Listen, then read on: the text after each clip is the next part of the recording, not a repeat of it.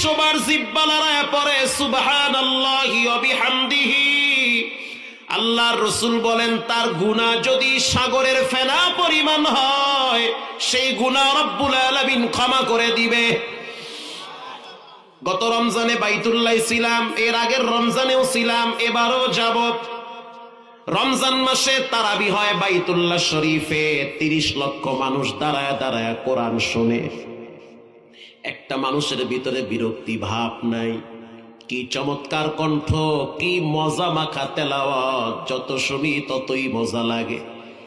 নামাজ শেষ হওয়ার পর বেতের নামাজে যখন তারা দোয়া করে, সেই দোয়ার ভিতরে দেখি এই দোয়াটা বেশি পড়ে, সুবহানাল্লাহি ওয়া বিহামদিহি সুবহানাল্লাহিল আযীম।